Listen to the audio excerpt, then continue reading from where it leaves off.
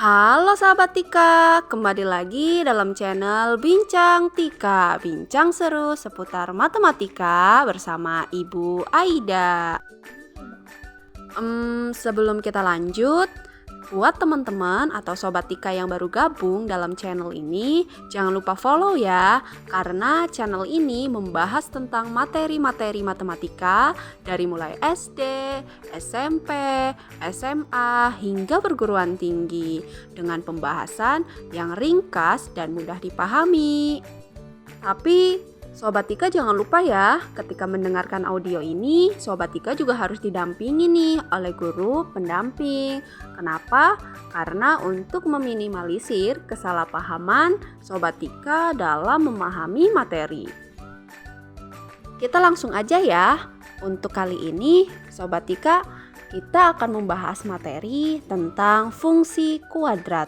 Sebelum kita masuk ke pemateri, kita harus tahu dulu nih, apa sih fungsi kuadrat itu?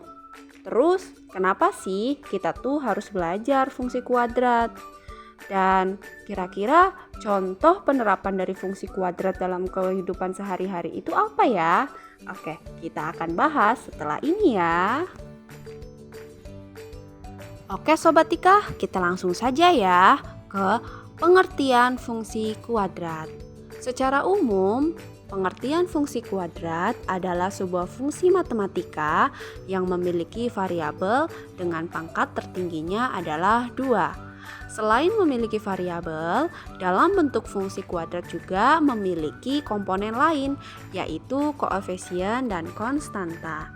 Nah, kita bisa menuliskan bentuk umum dari fungsi kuadrat adalah fx sama dengan ax kuadrat ditambah bx ditambah c dengan a tidak boleh sama dengan 0. Yang perlu kita tahu bahwa x adalah variabel bebas, sedangkan a dan b merupakan koefisien dan c adalah suatu konstanta.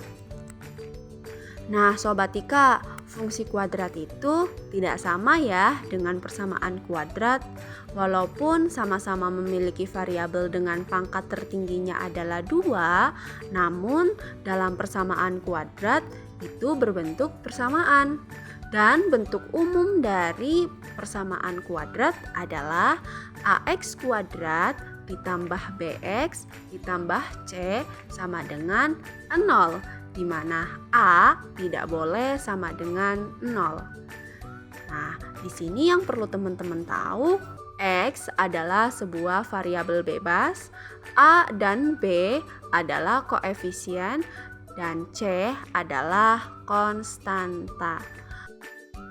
Nah, Sobat Tika, kira-kira apa sih perbedaan fungsi kuadrat dan persamaan kuadrat? Nah, perbedaan dari fungsi kuadrat dan persamaan kuadrat itu sebenarnya terletak pada nilai variabelnya. Persamaan kuadrat memiliki variabel dengan nilai yang terbatas, yang dihasilkan dari penyelesaian persamaan kuadrat. Sedangkan fungsi kuadrat, variabelnya itu memiliki nilai yang tidak terbatas. Artinya, nilai X dalam fungsi kuadrat bisa digantikan dengan sembarangan bilangan dan bisa diplot dalam sebuah grafik atau kurva yang biasanya kita sebut sebagai parabola. Nah, untuk fungsi kuadrat memiliki 3 jenis nih sobat. Jenis yang pertama itu adalah jika pada Y sama dengan AX kuadrat ditambah BX ditambah C dan nilai B dan C adalah 0, maka fungsi kuadratnya menjadi Y sama dengan AX kuadrat yang membuat grafik fungsi ini simetris pada X sama dengan 0 dan memiliki nilai puncak di titik 0,0.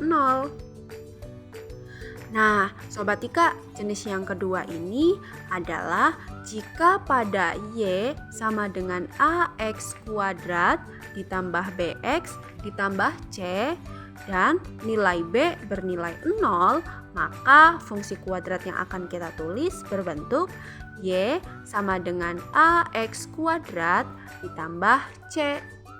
Nah, yang membuat grafik pada fungsi ini simetris pada X sama dengan 0 dan memiliki titik puncak di 0, C.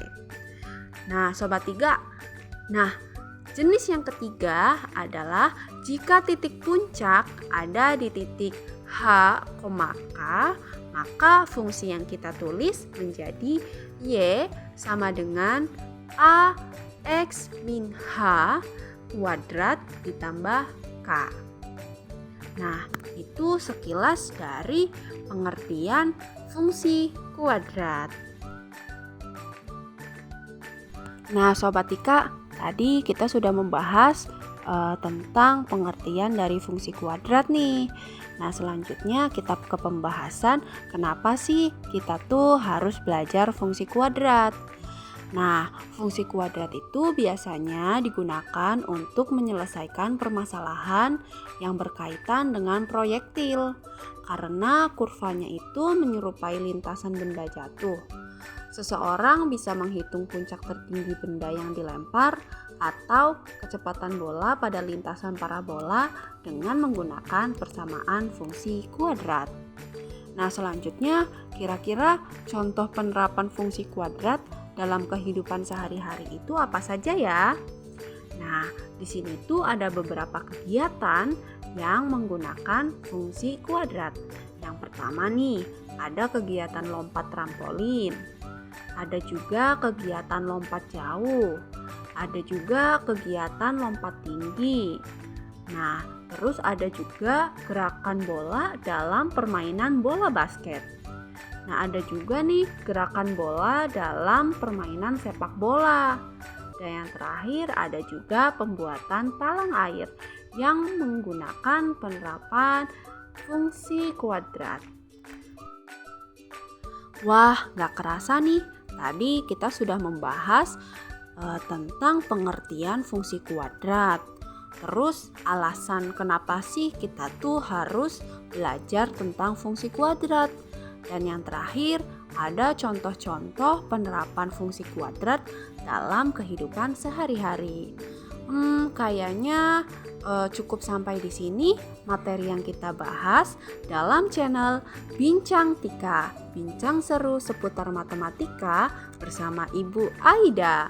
Nantikan materi-materi yang lain yang akan kita bahas dalam channel ini.